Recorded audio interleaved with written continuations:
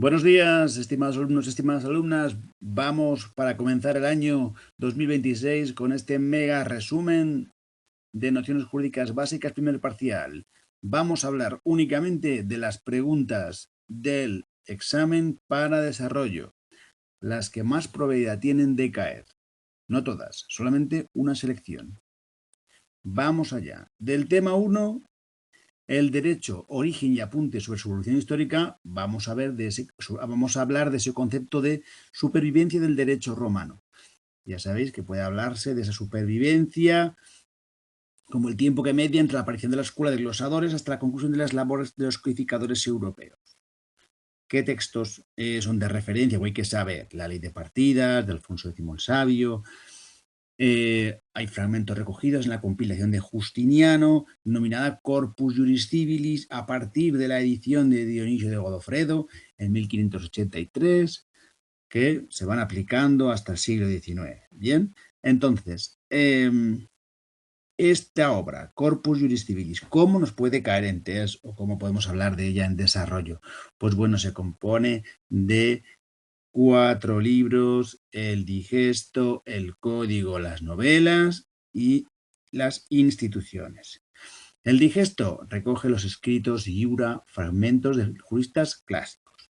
El código, la compilación de leyes imperiales. Las novelas son o nuevas leyes justinianeas.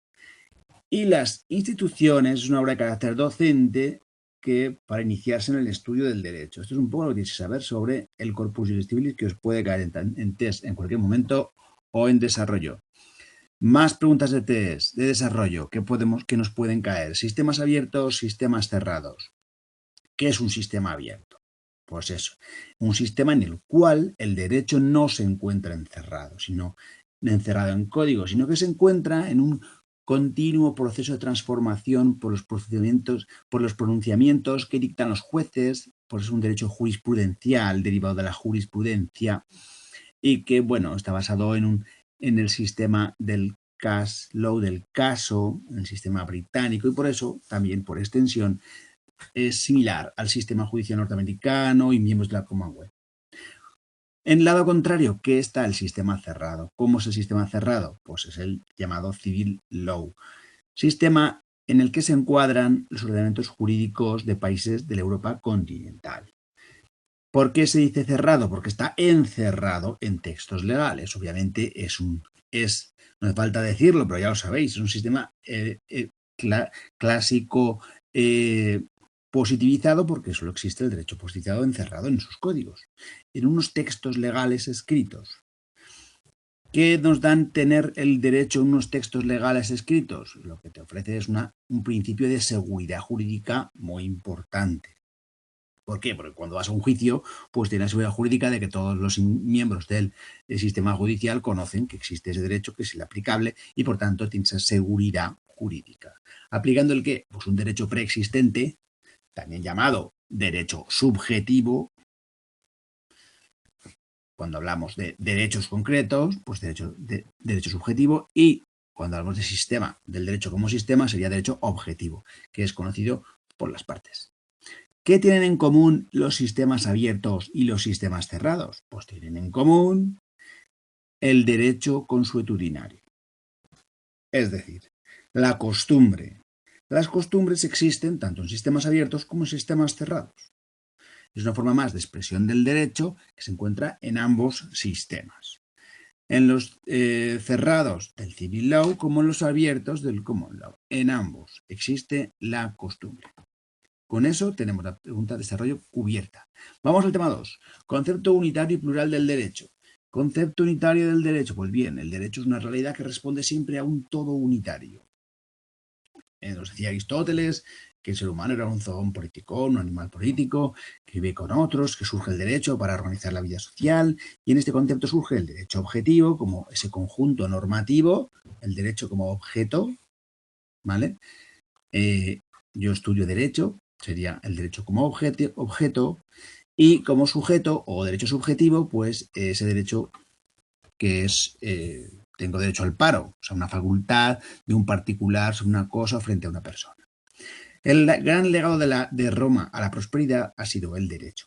y concretamente la compilación justinianea denominada en el siglo XV Corpus Juris Civilis. Así, en ese Corpus Juris Civilis, ¿qué nos recuerda? ¿Qué nos recuerda a los distintos sistemas? Pues bueno, es origen del sistema anglosajón, por cuanto que se habla en ese Corpus Juris Civilis del derecho práctico problemático del caso emanado del modelo jurisprudencial romano clásico.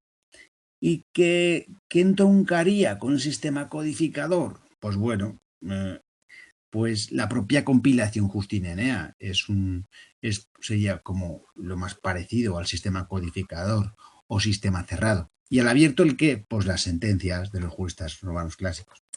Es un poco una evidencia, pero que os lo pueden preguntar y no está mal ponerlo en la pregunta de desarrollo. Estamos viendo esta pregunta de desarrollo que se titulaba Unidad, concepto unitario y de plural del derecho. Pues bien, esta pluralidad de normas se enfrenta a unas cuestiones que son las contradicciones o antinomias y las lagunas cuando ninguna norma se puede aplicar. Existe una laguna. ¿Cómo se cubren estas contradicciones y estas lagunas? Ahora lo veremos. Pues teniendo una concepción del derecho como algo piramidal. Una estructura jerárquica de un todo unitario, que nos hablaba Hans Kelsen. Esta teoría normativista nos coloca en el vértice al texto de mayor importancia fundamental, como es la Constitución. Entonces, tenemos 3 características o rasgos definitorios de este derecho, que son la unidad del ordenamiento jurídico del que se derivan esta unidad, que es el nombre del tema, dos rasgos, que son la coherencia y la plenitud. ¿Por qué coherencia? Pues porque ante las contradicciones o antinomias, que es decir, que no existe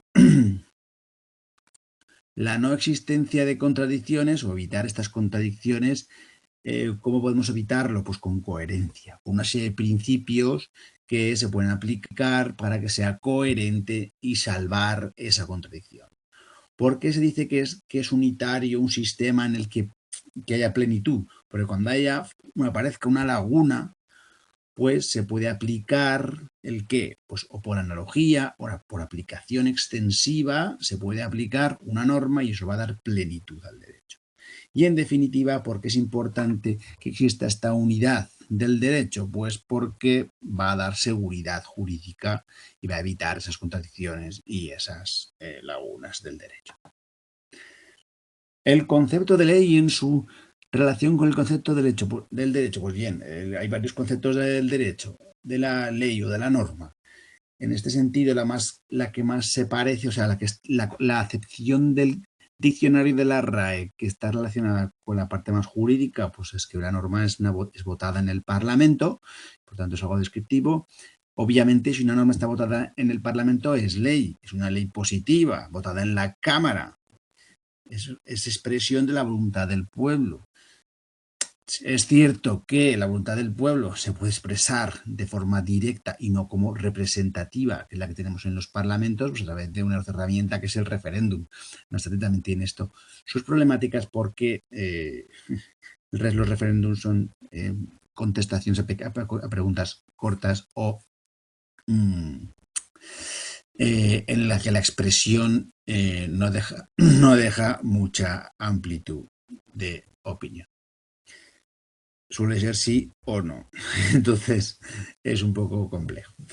Pero bueno, este evidente positivismo en español se aplica pues, también a otros conceptos como son a toda ley, ley de caballero, pues es decir, el concepto de ley en el sistema español va más allá del vocablo jurídico y entonces pues la sensibilidad popular y el saber popular han expresado que la ley es algo más que lo legislado por el propio poder constitutivo. Se utiliza en otras cuestiones, como veis ahí.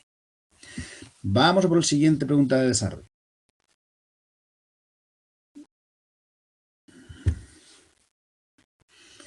Bueno, La principal bipartición, derecho público, derecho privado. Pues aquí tenéis la clasificación de mayor raigambre histórica. Público, derecho privado. Donde venía, como el derecho es una creación jurisprudencial, también esta bipartición que ya venía en el digesto de Justiniano. Y la diferencia entre un tipo de derecho público y derecho privado, ¿cuál es? El interés. ¿A qué interés sirve? Si sirve al interés privado o sirve al interés público. Privado, ¿a qué respecta? Pues a la utilidad de los particulares, y público, obviamente, al interés del Estado o el poder estatal. Resumiendo mucho lo que dice el libro. También tenemos que ente público, entre privado, pues no hay una relación de igualdad entre ambos. O sea, fijar aquí lo que tenéis. El derecho público, el ente público interviene en una posición obviamente de superioridad, porque en fin y al cabo somos todos, ¿no? El derecho público representa un carácter imperativo, mientras que el derecho privado pues son de carácter dispositivo. Las partes pueden negociar, pueden llegar a acuerdos en esa parte, ¿no? De ahí que tenga un carácter subsidiario. Más cosas. Derecho escrito, derecho consuetudinario. Bueno, pues sabemos que el derecho escrito, que son pues, las leyes. El derecho es un todo orgánico, sí, en el derecho español lo es. Y tenemos distintos tipos de leyes, pues leyes orgánicas y luego leyes ordinarias, ¿no? Que estas leyes orgánicas las aprueba el legislativo a través de las Cortes, por una mayoría cualificada, pues bueno, en un conjunto siempre es una manifestación, al fin y al cabo, del derecho escrito. La vigencia de estas leyes pues entrará en vigor a los 20 días de su completa publicación en el Boletín Oficial del Estado. Si en ellas no se dispone otra cosa. El derecho no escrito se denomina derecho consuetudinario o derecho de la costumbre. Como ya veremos más adelante, la costumbre es una fuente del derecho. Como sabéis, la ley, la costumbre y los principios del derecho son las fuentes del derecho español. Pues bien, se encuentra en los sistemas jurídicos continentales, ya lo vimos, el civil law, sistemas cerrados, o en los sistemas del common law abiertos.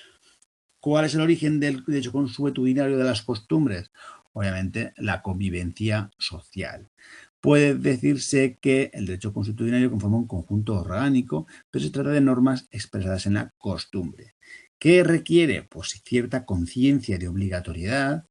Es lo que transforma la costumbre, que puede ser una costumbre social, en una auténtica norma jurídica. El derecho surge de una forma espontánea y su protagonista es el creador, es el conjunto social. Con esto tenéis la pregunta de desarrollo hecha. Vamos por el tema 3. Tenemos las fuentes del derecho. ¿De qué vamos a hablar aquí? Pues obviamente de que la fuente es la instancia de donde emana. Y cuando hablamos de algo jurídico, pues hablamos de instrumentos normativos de los que emanan, ¿no? Entonces podemos tener fuentes materiales, fuentes formales, ahora los veremos. Pero ¿cuál es la procedencia última del origen? ¿De dónde emana? Pues bueno, aquí hay dos posturas filosóficas. La positivista, que es la aceptada en la actualidad, donde nos dice que el derecho se identifica con la voluntad del legislador y que, por tanto, pretende despojar a la ley de toda su consideración que sea ajena al derecho legislado, niega todo otro origen. Por lo tanto, la postura positivista sería aquella que habla de que la fuente del derecho es la voluntad del legislador o la norma votada en un parlamento. Otras posturas, concretamente la naturalista, nos dice que obviamente no se puede agotar el concepto de norma o derecho en que nace de una persona o un grupo de personas que son legisladores, sino que hay algo más allá, hay algo más importante que unas u otras personas, sino el concepto del derecho que puede tener una sociedad. Es cierto que no se agota en el derecho, sino que hay derechos o hay una visión de la justicia y del derecho que es innata al hombre y que por tanto es una posición idealista, ¿sí? Pero no es únicamente esa postura positivista, sino que la postura naturalista considera que el derecho es algo más. Hay más allá. Bueno, fuentes de producción, fuentes del derecho. Aquí tenemos que hablar de fuentes materiales y de fuentes formales. Fuentes materiales, pues son los que crean, los agentes creadores del derecho, como por ejemplo, Congreso, instituciones de la Unión Europea, Parlamento Europeo, y fuentes formales, pues forma, norma, las normas. Fuentes formales, forma, norma. Y así nos dice que se manifiesta como un instrumento en que se plasma, que además es fuente de conocimiento. La primacía de una fuente o de otra, bueno, pues depende de los sujetos que la integren. Fuentes del derecho en el derecho jurídico español. Pues aquí lo tenemos claro. Vamos al artículo 1.1 del Código Civil, que tenemos que poner en la pregunta de desarrollo y que nos dice las fuentes del ordenamiento jurídico español son la ley, la costumbre y los principios generales del derecho. Sin más. La noción de ley en sentido amplio, pues las normas, hay una nota común a todos los conceptos de noción de ley, pues que son normas jurídicas, aquellas que son de carácter general, dictadas por órganos estatales competentes. ¿Qué características tiene? Pues la generalidad, la publicidad, la jerarquización, la permanencia. Bueno. La costumbre también nos puede crear en desarrollo, o costumbre o derecho consuetudinario, entender que puede llamarse de las dos formas.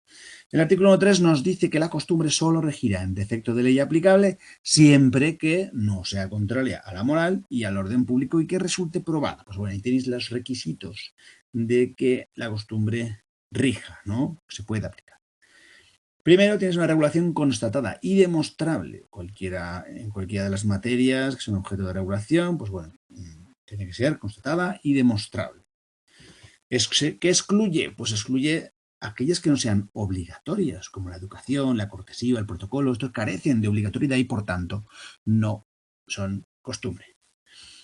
Que se haya constatado por quien que se haya constatado, es decir, que quienes ajustan su conducta a esa costumbre le otorguen ese valor de ley del lugar, o sea, que entienden que eso era obligatorio. Que no exista ley, obviamente. Si la costumbre rige en defecto de ley, es obvio que no puede existir ley al respecto. Que no exista ley, pues que la costumbre es fuente supletoria, solo rige en defecto de ley. Y que no sea contraria a la moral y al orden público, obviamente. Que te cobren un 3% por una por protección, como hacía la mafia, obviamente, pues se considera contraria a la moral y al orden público, como ejemplo. Más cosas. La Constitución como fuente. Pues bueno, la Constitución como fuente tiene el mayor valor normativo. ¿Por qué? Porque es directamente aplicable, sin necesidad de desarrollo y, pues bueno, su condición plena de fuente de conocimiento del mayor rango y vinculante. Y la ley como fuente de interpretarse de conformidad con el texto constitucional. La ley como fuente formal suprema, o sea, la Constitución es la fuente formal suprema y debe concebirse todo el derecho a la luz de los principios y derechos contenidos en la Constitución. ¿Qué más tengo que poner en la pregunta de desarrollo? Pues que tiene un valor normativo directo que es directamente aplicable, sin necesidad de desarrollo y que como novedad, pues incluye una serie de principios y valores. ¿Cuáles son? Pues bueno, si cogemos el artículo 1.1 veremos que consideran valores superiores, pues la libertad, la justicia, la igualdad y el pluralismo político, y como principios de legalidad, en el 9.3, pues la jerarquía, publicidad, retroactividad, seguridad jurídica, responsabilidad, interdicción de la arbitrariedad de los poderes públicos, pues ahí tenemos una serie de principios y de valores que tienen ese rango normativo, valor normativo directo. Más preguntas de desarrollo interesantes. Derecho europeo. Aquí, pues, tenemos que tener claro que son instituciones, el Parlamento Europeo, el Consejo, la Comisión, que son fuentes de producción del derecho, que lo crean, que generan. Y por otra parte, tenemos fuentes formales, es decir, que son su normativa, que son las normas, que son las vinculantes, reglamentos, directivas y decisiones, y no vinculantes, recomendaciones y dictámenes. De las vinculantes, ¿qué podemos decir? Pues que tenemos por una parte el derecho originario de la Unión Europea, que son los tratados fundacionales, que regulan sus instituciones, su funcionamiento orgánico, y por otra parte el derecho derivado, que son los reglamentos, directivas y decisiones. Los reglamentos obligatorios de aplicación directa, tras su publicación, las directivas obligan a los estados, pero requieren transposición al derecho del país, y las decisiones pues, que se regulan materias concretas a destinatarios y que no requieren transposición.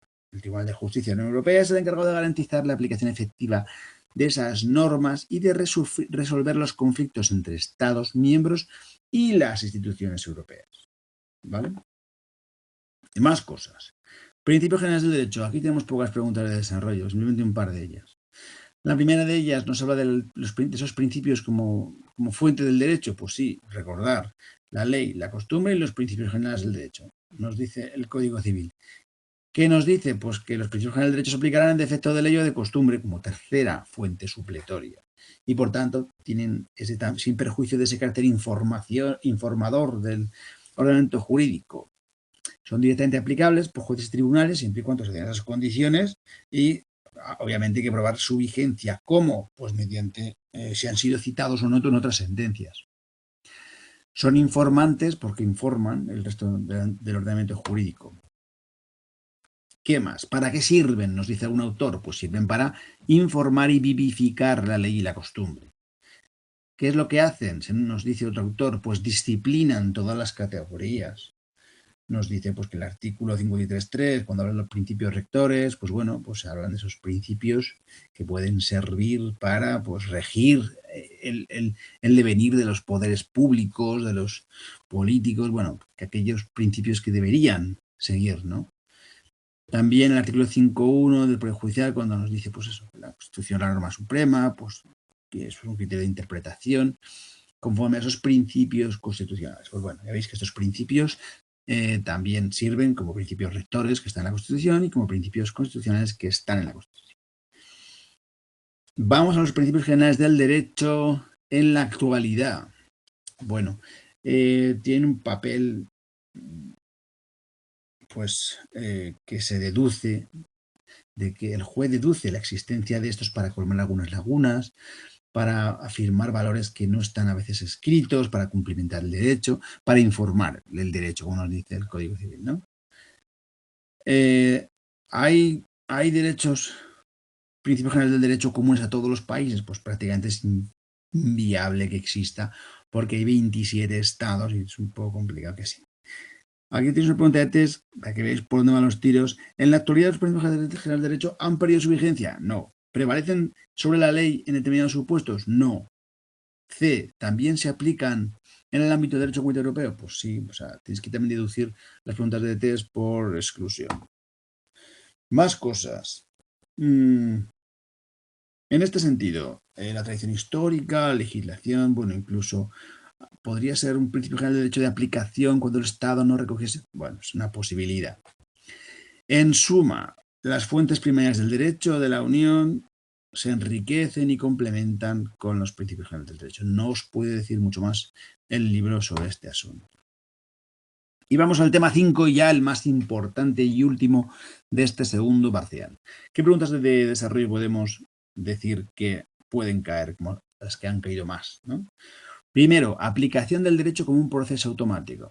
Pues el derecho tiene su aplicación una multitud de aspectos y desde un punto de vista lógico, pues sería una premisa mayor, que es la norma, una premisa menor, que es el hecho. Entonces, ¿cuál es la conclusión? Pues que al hecho, si aplicas la norma, pues tienes una consecuencia jurídica. El caso se subsume en el tipo penal y produce una consecuencia jurídica. El ajuste de lo particular al caso concreto de la ley no puede ser automático. Entonces, se niega esa aplicación del proceso como proceso automático, porque el derecho es un proceso complejo que requiere interpretación. Por tanto, ¿la aplicación es un proceso automático? No, no lo es. Requiere algo que se llama interpretación. La interpretación del derecho y su problemática. Pues ya veis, ¿cuál es la problemática de aplicar un texto? Pues que al final un texto es un objeto que se interpreta, que son las normas, y un sujeto que las interpreta, que es un juez o un operador jurídico. ¿Qué dificultades se tiene? Pues porque al aplicar un texto, pues que es un texto que está redactado, pues que puede ser ambiguo, pues en esas cosas son las vaguedad, interpretación, pues que haya muchos textos, inabarcabilidad, complejidad. Por tanto, no se puede plantear una aplicación automática. La norma tiene una textura abierta, como decía Hart, o en el marco abierto a varias posibilidades, como decía Kelsen. La cuestión es que para interpretar un texto hay un contexto que el libro le llama precomprensión, que hace referencia a ese conjunto de creencias y valores comunes al texto o a su intérprete, como que pues, la cultura, las tradiciones, los países, pues hay muchas cuestiones que están relacionadas con esa interpretación, ese contexto social que aquí llama precomprensión. Pues bien, este es el propósito de los llamados criterios hermenéuticos. ¿Qué son criterios hermenéuticos? Pues es la teoría de cómo interpretar los textos. Se trata de criterios interpretativos. ¿Cómo hay que interpretar un texto? Pues bueno, el Código Civil, en el artículo 3.1, nos dice un artículo que nos explica cómo hay que interpretar las normas, que va a ser lo siguiente que vayamos a estudiar.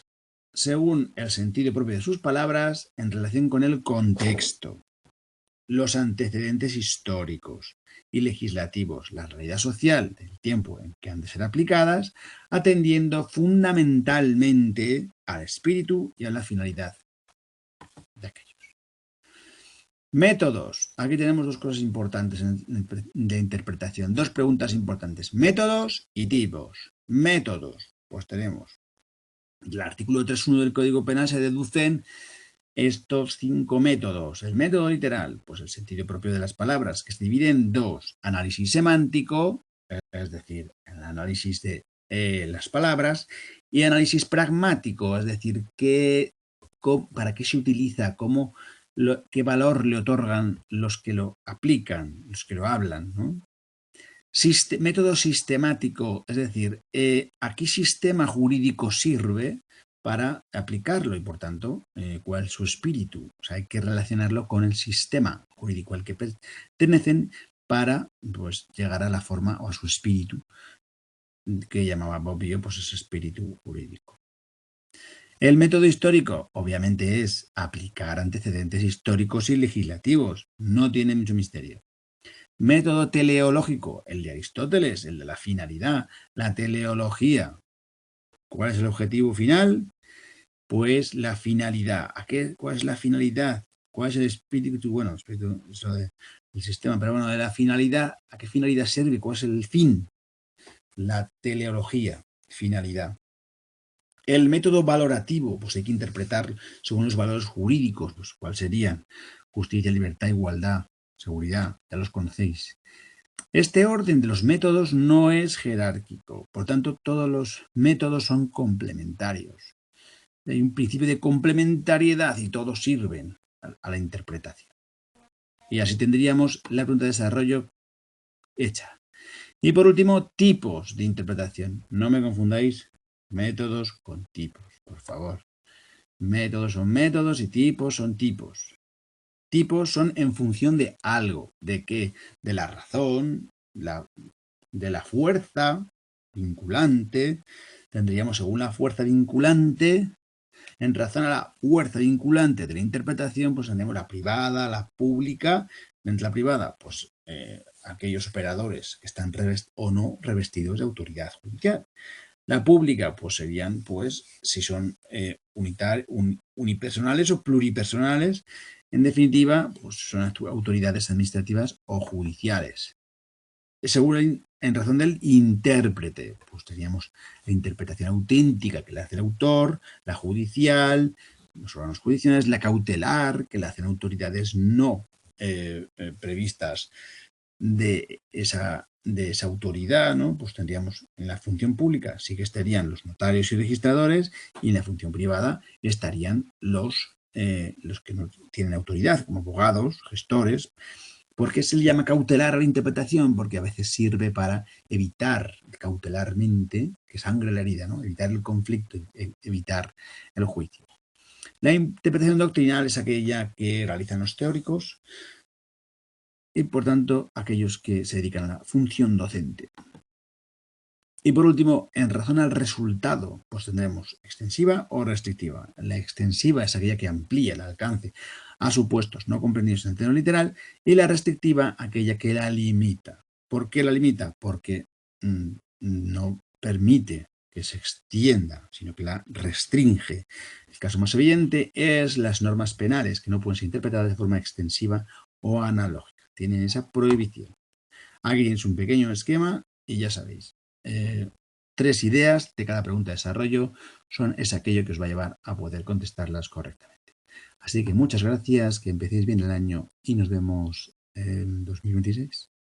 Hasta luego. Adiós.